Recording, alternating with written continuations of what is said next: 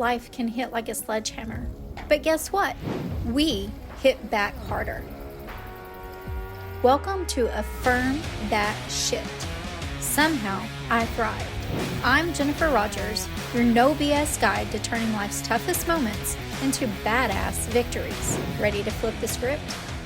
Let's affirm that life can be a bitch, but somehow we thrive.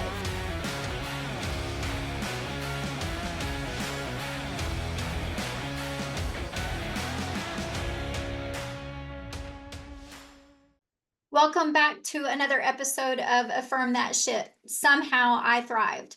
I'm your host, Jennifer Rogers, and today we're diving into a conversation that's equal parts soulful and transformative.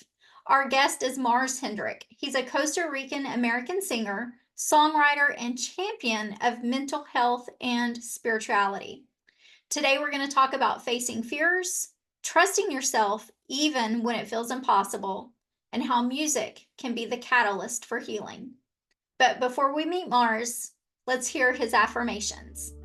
So I invite you now, in your space and place, to get comfortable, take a breath, and repeat along with me.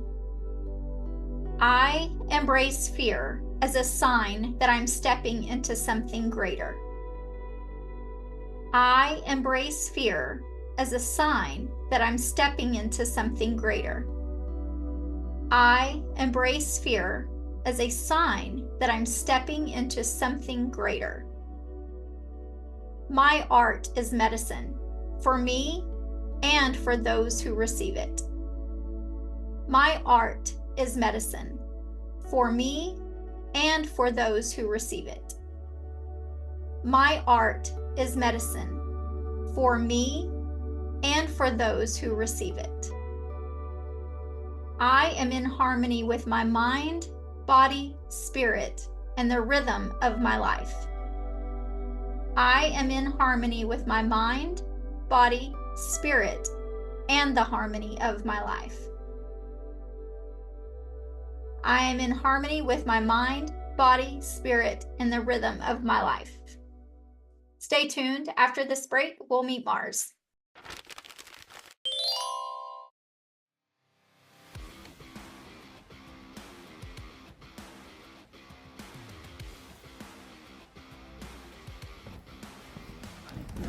Hi, my name is Connie Walton, And I'm Jennifer Rogers. and together we are the co-founders of the Sacred Utori Collective. Sacred Utori Collective invites you to come spend time with us March 2026 in this beautiful home in Broken Bow, Oklahoma. It's a retreat where you will find yourself in a quiet space with your soul sisters, reliving, replenishing, and reigniting your soul. To find out more, visit our website at sacredutoricollective.com to snag your ticket to this beautiful retreat. It's a once in a lifetime and you don't want to miss it.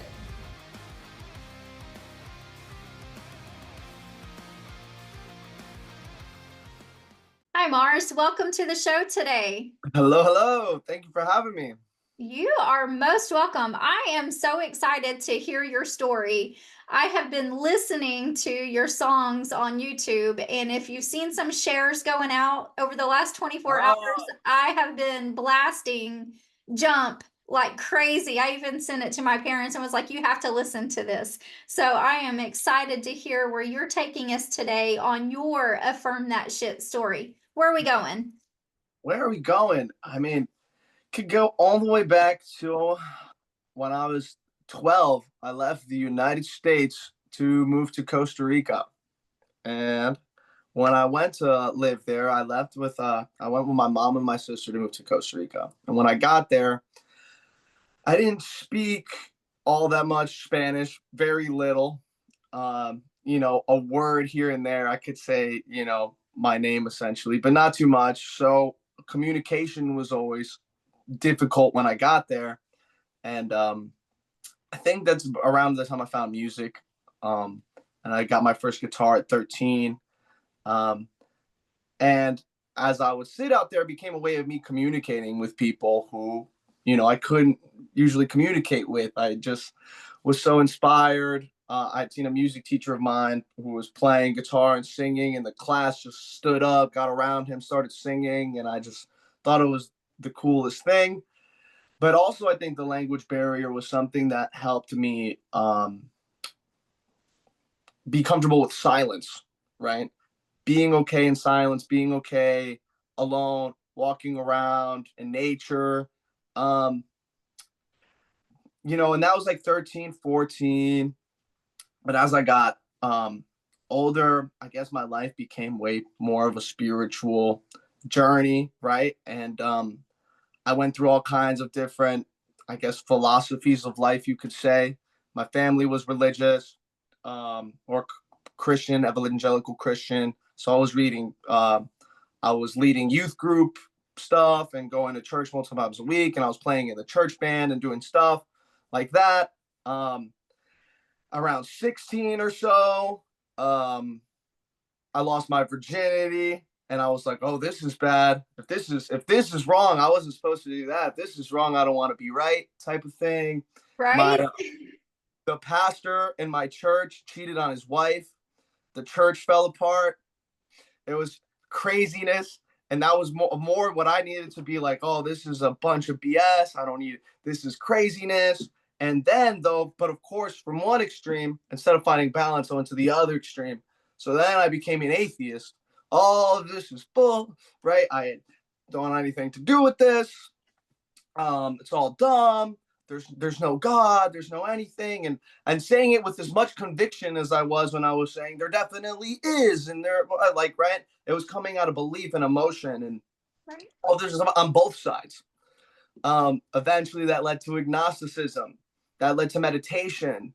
And then eventually, these meditations grew in size, right? 20 minutes, an hour, few hours to 5-day meditations. My biggest one was last year for 10 days. But my first 5-day sit, I really had these breakthroughs because I thought I was going crazy. My whole life was a spiritual thing, and I just trying to connect the dots. I was suicidal. I was depressed. I was angry. I was bitter. I was confused. I was lost. I just was like, it got to the point where I felt like I was on the brink of insanity. I was like, am I going crazy? Like, what is this? And it got to the point where I felt like there were so many contradictory ideas, philosophies, thoughts, ways of life, where in my head, I'm like overwhelmed. And I was like, I just want the truth. I realized how many people don't care so much for truth as comfort. And I got to the point where I was like, I want the truth no matter what.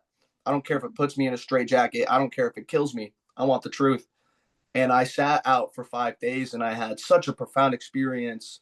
What I would consider or call, which can be a misleading word I don't like, but I don't have other words, an awakening experience or an enlightenment experience, right?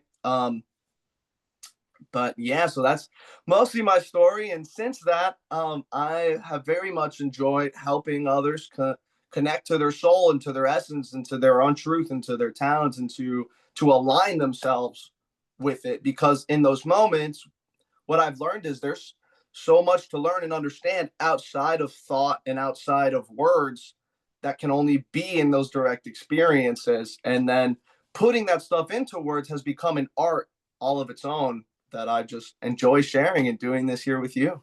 So I'm excited to be here today. Well, thank you. You definitely dove right in. So thank you. That was a journey. I want to go back just a moment when you talk about sitting in that meditation and learning to work up, because for those that are new to meditation, it can feel like a challenge, or it can feel like I'm going to give up. I can't quiet my mind. I can't do this. So take us to the moment where you were battling that inside yourself, and what did you do? What did you feel where finally you had that breakthrough and you're like, okay, now I'm on the Oh, right. incredibly powerful stuff. So I'll preface this with, you don't have to have a quiet mind to meditate correctly. And I have many friends, families who won't, because they say, well, I can't do it. I don't do it right. A lot of it, I've always said it, if you sit down for 5 minutes with the intention, I don't care what you thought about. You did it. You absolutely did it. You just need to sit there with the intention of doing it. But besides that, the first time, I'll tell you the time I first achieved silence. That took years to do. So this is why the right way to do it isn't to do that, right? That's like, if it happens, awesome. But so it was during my first 5-day sit. Um, I was very nervous to do it. I'd never done anything that long before, you know. I had prepped by doing about a day, and that was really tough. And I was home, and it was easier than what I was about to attempt. And my mind was very resistant because one, I hadn't done anything, and again, I was still in that kind of very bitter phase. I was still kind of looking. I hadn't had that experience that I was talking about yet. This is the moment I had the first one. So I went up to Vermont to this cabin, and I'm staying up there. So I get there the night before the whole thing, and I set an alarm for the next day. So my whole plan is I'm going to do 8 to 10 hours of meditation a day in complete silence for the next 5 days. Day one, I get up, and it was pretty difficult. But in my head, I'm thinking, if I can't make it through day one, this is never, ever going to happen. So I'm going to keep my complaining back as much as I possibly can, because this is just the start. If I can't get through today, it's over. And it was very hard still. It's like, ugh. But day two was miserable. I get up and my mind immediately starts negative self-talk. It just starts, you're so stupid. You think this is going to help you? What the you're doing? You think this is helpful? Like, you could be making money. You could be doing something with your life. You could be making art. You could literally be doing freaking anything. And you're sitting here on the floor and you think that's going to help you somehow. You're such an idiot. Like, get the hell up. Like, let's go. Like, oh my God. You're wasting time, right? You're wasting time. You could do this thing, the other thing, the whatever, and just, but nonstop. So hours of this went by. And it just, like, the chatter got worse and worse. And my mind became so lost that eventually the inside my head, like, you know, if you were to walk into the room, you'd see this, me just sitting in silence. But in my head, screaming, literal screaming, just, oh, oh. And I'm craziness and anything to get up. My mind begging me, please just stand up. Let's go home. Let's do literally anything. Go. Turn on Netflix, play video games, grab a guitar. For the love of God, please get me out of here. Like it was on fire, like it was hell. That was the hardest day of meditation of my entire life, was day two. Still to this day, probably. That was like you're wiping sweat away again. Yeah, just your body just is remembering remembering right now. Yeah, it's like, oh my God. And so the third day I wake up and my mind goes, no, not again. Please, no, make it stop. Right. Get up.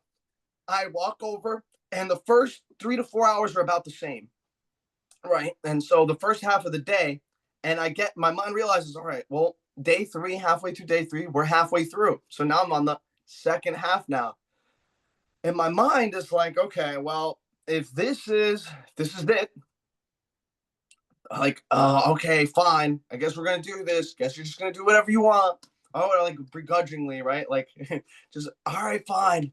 But just kept having to have another word. Okay, fine. But if it was really fine, why are you still chatting, right? Just had to keep letting it out until eventually, you know, after 2.5 days, a little longer, my mind said, okay, fine, I give up, whatever, fine.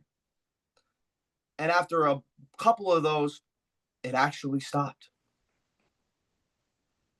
And 30 seconds went by. And a minute went by. And 2. And I had not a thought in my head. And then I just started crying. Profusely. And then laughing, like, hysterically, because I had realized how I had just been doing that to myself the whole time. I'm like, I'm chilling right here. I hear the birds outside chirping. I hear a river down there. I'm like, I'm so okay. I have food in my belly. I have a roof in my hat. I'm like, and I realized how for not just these few days that I've been sitting down, my entire life, I had been just to myself. There was no one else.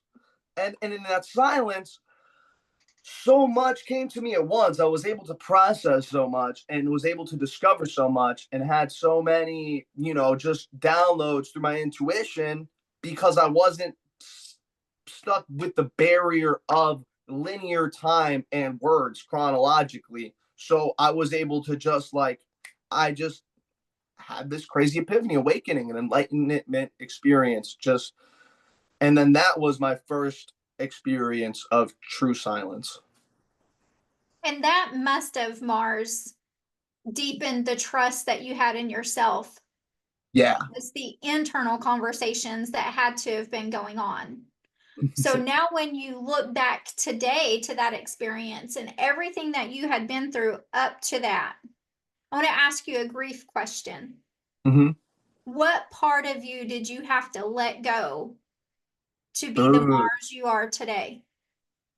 I had to let go of so much. Everything I thought I was, my whole like like this ego, this idea I had of me of being a separate self altogether. I actually, after that, it was so profound that I actually spent a few years figuring out who am I after that, because then I was really no one. That brought up its own problems, its own challenges, right? So I healed a bunch of other stuff. It brought across new things. And that's how I became Mars Hendrik, because I named myself. I was like, okay, well, the identity that I had been unconsciously created through parenting, schooling, government, friends, lovers, you name it. And I just became this, but never consciously, always through survival. And then Mars became a character where I was intentionally creating, right, behind it. And yeah, I don't know if that was answering the question. Yeah, absolutely. And I love that you renamed yourself. Mm, And not to go into personal stories here, but I did that with a client who I told, change your birthday. You have mm, a date of birth, but you can choose any birthday that you want. What date resonates with you? And you've taken it even deeper with a name, because that's your identity. Who are yeah, you? I'm yeah, Mars, and this is who I am today. And music is what I do, and it's soulful and it's connective, and it speaks through the language barrier that you had when you first arrived in Costa Rica. So I love that you took every bit of it and just turned it full circle in that. yeah. What do you think inspired you to take music into mental health and spirituality? It was a natural. It was never really thought out that well, right? Like it was music, like I said, around 12, 13. It was it just kind of found me, and I just fell in love with it, and songwriting immediately. Like as soon as I could play a little bit and do a little, I was immediately putting songs together. That's just always been it. But because it's all my music is just expression of me. Yes. So I am a very spiritual, obviously, person. Like my life is dedicated to this and helping people connect to their consciousness and talking about these things and mental health, and because of that, any music I make is just any art that I make, my reels, my motivational talks, or my music, or yeah, any art form, or even if I paint and I'm sitting there and I'm doing like Metatron's cube or the flower of life, or like some of these sacred geometry patterns I love, these kind of mandala Yes. things. It's all healing. It's It's all part of that process Yeah, so all of that is just a reflection. So it was never really a thought as much as an expression of and who expression. I am. Yeah. What song of yours do you think has healed you the most? I'd say my first album, Explore Your Mind, and the reason I don't pick a song from it is because if you listen to the album, well, that was my first complete. Like I had written songs, I have it tatted on my arm up here, the cover, Yeah. and that whole experience that I was just talking about in those 5 days of meditation, of like just the existential crisis that I had, and the ego death and all of that, was that album depicts it in such a way that's musical and artistic, and the album is one piece of music, so it's kind of like Pink Floyd in that way, or it's a very psychedelic album, and if you listen to it from front to back, it doesn't stop, and it tells you one big story, and the story is of flying. The short version, I guess, would be, main character, which is a reflection of myself, but also whoever's listening. um Right. Main character being leaves and sets off to space in search of something greater or more. right? Beyond Earth, leaves. The album then goes, all these different songs, but eventually the main character misses home towards the end of the album, heads home, but when comes back to Earth, the planet's gone. Earth is no longer there. Um, and so the kind of moral of the story is be grateful for what you have. You don't know what you have until it's gone. We're always looking for something more beyond when it's like, man, the beauty is right here. It's like right now, like smell the flowers, look outside, look at the clouds. Like it's here, not out in space somewhere else. And then so the main character comes back very upset, and the last song is called Black Hole, and flies the rocket ship into a black hole. That's the last song, and it's and that whole thing was me accepting, and in Black Hole I kind of talk about some of that stuff, and the whole album is just like that emotional roller coaster of the whole thing, and there's ups and there's downs, and there's beautiful parts and there's scary parts, and so, and then musically it mixes metal, Latin music, electronic music, just acoustic rock, jazz, like everything that I can. I just love the fusion of different sounds and genres, because those lines, those rules that make up genres, I love breaking them To and cross them. to So cross them. when you're making music like that and your album is telling a story, Mhm. what is it you want your listeners to get from that album? What's your hope for them? I hope that I can take them on a journey.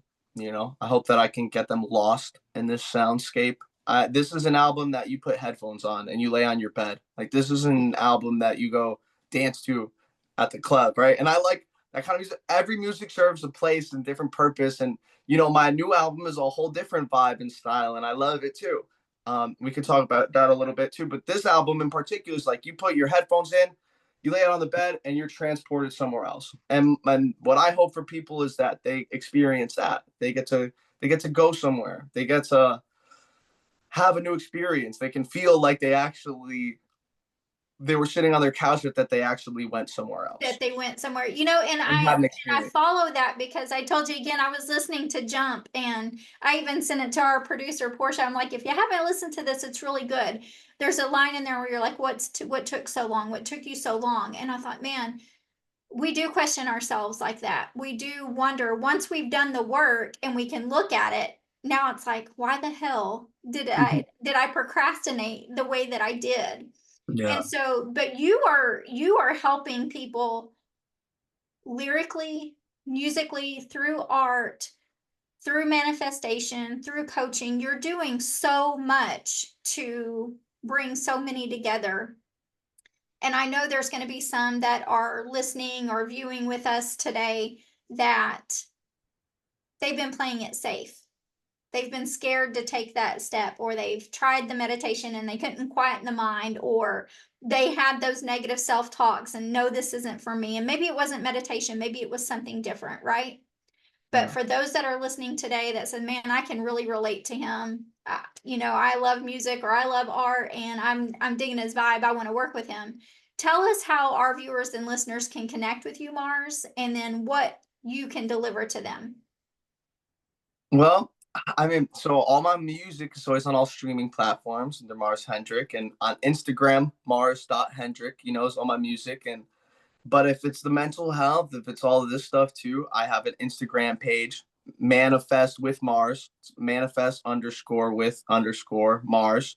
And there, if this is something that really resonates with people, I get on the phone all day with people. So I have people that I work with directly. And, just for people who want to find out, I do free, like discovery calls. People can DM me on Manifest with Mars and say, hey, Mars, I saw, you're talking with Jennifer, and I want to talk to you. I have a question, or I need advice, or I need, this. I am so passionate about coaching and helping people move through this stuff. And yeah, I feel like I have a gift of helping people do that. So I would love nothing more than to connect with whoever would love to like to connect with me. Um, Manifest with Mars would be the best place for that. And then my music everywhere. Well, we will be glad to support you. And I know that there are going to be those that reach out to you, Mars. And I want to just say thank you for taking time out of your schedule, taking time away from your calls and coaching to spend some time and your energy with us today. I really appreciate it. Thank you. Thank you for having me. Yeah. It was great. And thank you to our listeners and viewers for another episode of Affirm That Shit, Somehow I Thrived. Remember to like, share, and comment. You just took another step towards owning your story and thriving against all odds. This is Affirm That Shit. Somehow I thrived. If you're ready to keep kicking ass, subscribe now and let's keep breaking barriers together. Remember, life's a battle, but somehow you'll thrive.